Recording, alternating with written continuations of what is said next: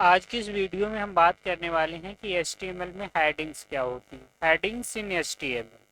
Headings क्या होती है और किस तरह से वर्क करती है।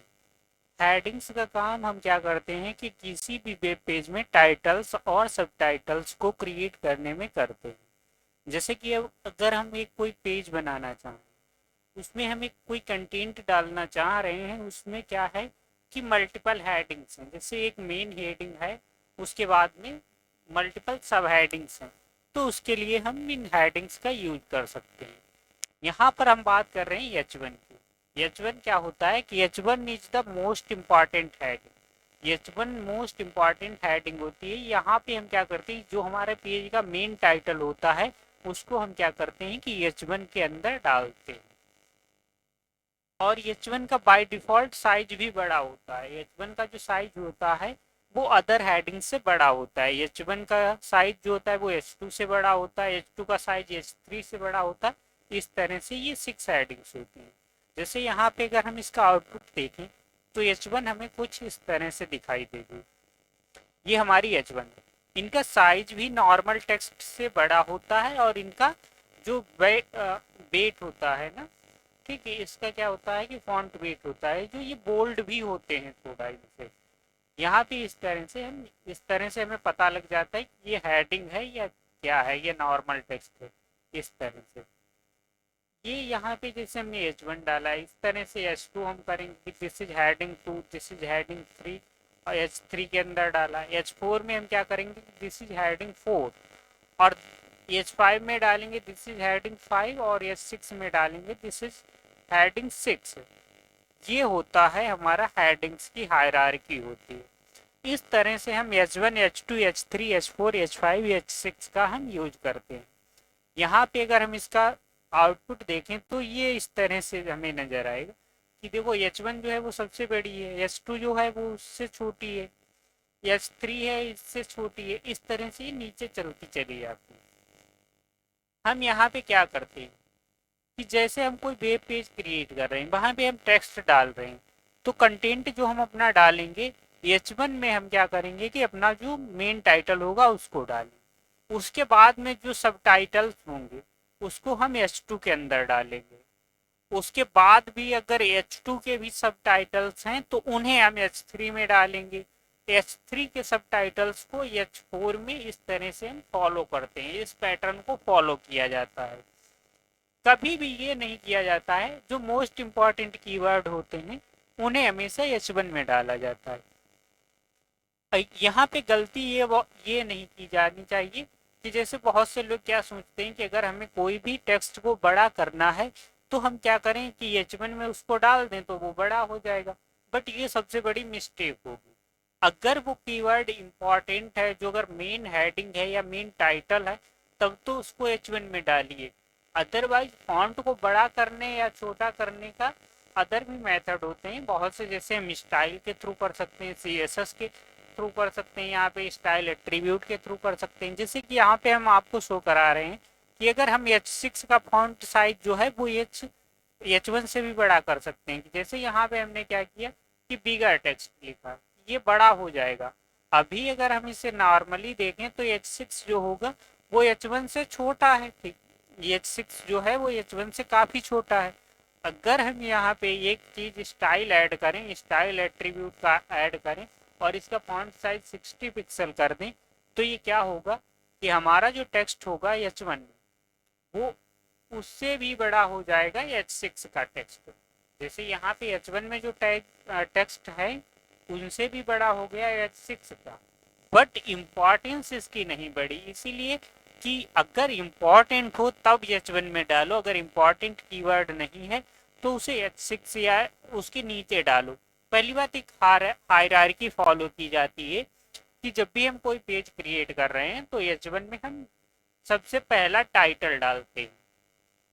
जैसे कि मान लो अगर हमें कोई कंटेंट लिखना होता है यहाँ पे, ठीक, अगर हम यहाँ पे लिखें हेडिंग्स इन HTML, जैसे एक हमारा टॉपिक है HTML को हम यहाँ पे डालेंगे।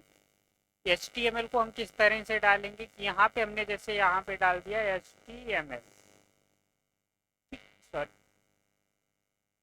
इस तरह से हम कर सकते हैं कि हमने यहाँ पे डाल दिया HTML। ठीक, इस तरह से हमने HTML डाला है यहाँ पे, तो ये क्या होगा, हमारा मेन हेडिंग हो गई। जैसे कि हम पूरे पेपर का, अगर पूरे सब्जेक्ट का, अगर पूरे टॉपिक का बात करें कि जो हमारा टॉपिक है वो HTML है, उसके अंदर सब टॉपिक क्या हो सकते हैं कि जैसे हेडिंग्स इन HTML, पैराग्राफ्स इन HTML, ये सारी चीजें क्या हो सकती हैं कि हमारी सब हेडिंग्स हो सकती हैं। तो सब हेडिंग्स के लिए हम क्या कर सकते हैं, यहाँ से इन्हें हटाते हैं। सब हेडिंग्स को हम क्या करेंगे कि H2 में डालेंगे। जैसे कि हमारा H2 में हम किसे डाल सकते हैं कि यहाँ पे हम क्या कर सकते हैं कि हेडिंग्स इन HTML। दूसरा हम क्या कर सकते हैं, दूसरा H2 अगर हम बनाएंगे तो उसमें हम क्या कर सकते हैं, हेडिंग्स की जगह पैराग्राफ्स यहाँ पे कर सकते हैं।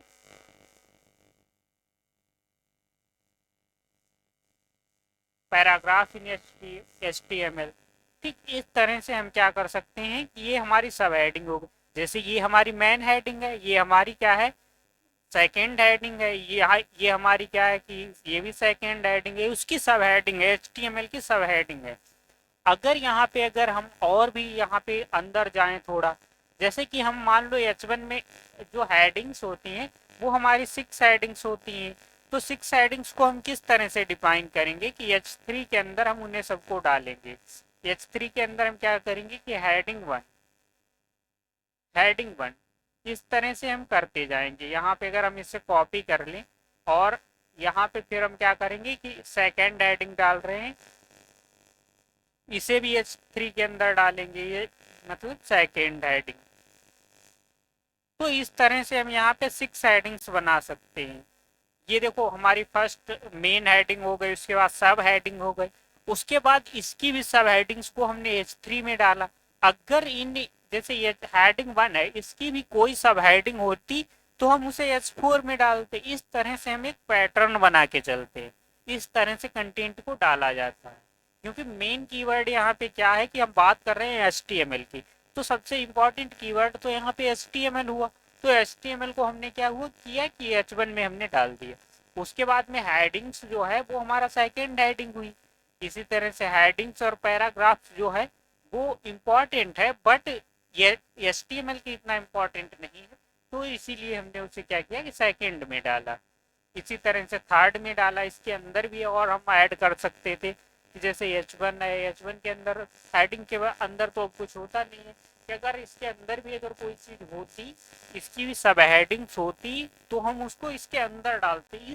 इस पैटर्न में ही हम पूरी हेडिंग्स का यूज करते हैं, जिससे हम अपना वेब पेज क्रिएट करते हैं। जैसे यहाँ पे HTML है, HTML के बाद हम यहाँ पे कोई टेक्स्ट डाल सकते थे पैराग्राफ में, कोई कंटेंट तो होगा ही पैराग्राफ में। जैसे यहाँ पे हम कुछ लिख देते हैं, हेडिंग्स हेडिंग्स हेडिंग, यही हम यहाँ पे हमने कॉपी कर दिया बिल्कुल शो करने के लिए। जैसे हमने क्या किया कि इस तरह से हमारा आ गया, ये हमारा मान लो पैराग्राफ है, उसके बाद सेकंड हेडिंग होगी, सेकंड हेडिंग के अंदर भी कुछ कंटेंट होगा, उसके बाद थर्ड, इस तरह से हम पूरा चलते जाएंगे। इस तरह से यही पैटर्न फॉलो किया जाता है। इसीलिए इन चीजों को मतलब बेसिक जो चीजें हैं इन्हें एक अच्छे से समझना चाहिए। जितना अच्छे से बेसिक कवर होगा उतना ही अच्छे से वेबसाइट को डिजाइन कर पाओगे। हम बेसिक, हम लोगों का बेसिक जब हमारा एंड होगा उसके बाद में हम CSS में, और ये चीजें मतलब स्टाइलिंग वगैरह तो हम CSS में सीखेंगे। कि यहाँ पे हम बेसिक स्ट्रक्चर अच्छे से बनाना सीखना है, इसके लिए हम यहाँ पे बेसिक को सबसे पहले अपना स्ट्रॉन्ग करेंगे। ठीक, आज की वीडियो में इतना ही, मिलते हैं नेक्स्ट वीडियो में।